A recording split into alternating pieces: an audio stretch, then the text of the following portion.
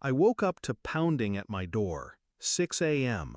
My sister stood there, suitcase in hand, hair tangled, smirking like she owned the place. Behind her, my mother's voice cut through the hallway. "She'll live here from now on. And by the way, we're doubling your rent to cover our expenses." I stared at them in silence. My sister shoved past me, dropped her bag in the living room, and flopped on my couch as if she'd signed a lease. My mother's grin was sharper than any knife. I said only one sentence. "Then I'll move out." They laughed, like I was bluffing, like I had nowhere else to go. That was their first mistake.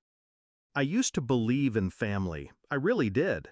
When I was younger, I carried their weight, working part-time while finishing school, paying bills when my father disappeared into debt and my mother claimed she couldn't manage.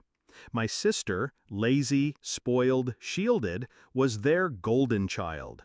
They coddled her, excused her failures, while I was treated as free labor in their little kingdom. I swallowed it, for years, because I thought loyalty was worth the pain. But loyalty dies the moment you're betrayed. The rent I paid every month? It was never for expenses. I found out through a slip of paperwork left on the kitchen counter months ago. Bank records showing thousands in deposits from me, then withdrawals for vacations, spa packages, and debt payments that weren't mine. I kept quiet, observed, listened. My mother once whispered to my sister on the phone, "Don't worry, she'll never leave. She's trapped here." Trapped. That word replayed in my head like a ticking clock. I decided then I wouldn't yell, I wouldn't beg. I would burn their little game to ashes. So when they laughed at me, I smiled inside.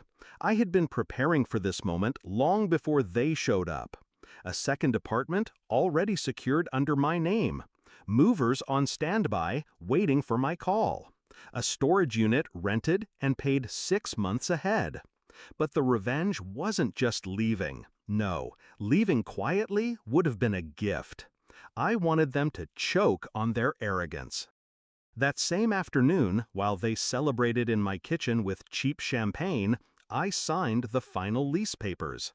By evening, the movers were at my door. I didn't take just my clothes. I took everything. Every piece of furniture I had bought with my money. The couch, the dining set, the bed frames, the lamps, the fridge, the washer, the microwave, even the curtains. They belonged to me. Every receipt proved it. The look on my sister's face as strangers carried out the couch she had claimed as hers was priceless. My mother shrieked, called me selfish, ungrateful. I ignored her. By midnight, the apartment was a hollow shell. Bare walls, echoing floors. When I stepped out, I left the keys in the lock. The next morning, my phone exploded with calls. Voicemails of my mother's voice cracking with rage. "You can't do this! We have nothing to sit on, nothing to cook with. How could you?" My sister screaming in the background. "She stole from us! Call the police!" I smiled, because I knew something they didn't. I had already spoken to a lawyer. Every item was legally mine. Every threat they tried to throw at me would collapse in their hands. And the final nail? I stopped my automatic rent transfers. The account they had bled dry was cut off permanently. They had counted on my money like addicts count on their next fix. Now the faucet was shut. I moved into my new apartment that night, a place filled with my furniture, my silence, my freedom. When I sat on my couch, the same one my sister had sprawled across at dawn, I finally exhaled. For 10 years, I had carried them, fed them, paid for their comforts while they mocked me. Now they were sitting on the floor of an empty apartment surrounded by nothing but their entitlement. They thought they could trap me, but I walked out with the walls stripped bare, and I left them to suffocate in the emptiness they created. Family isn't blood. Family is loyalty.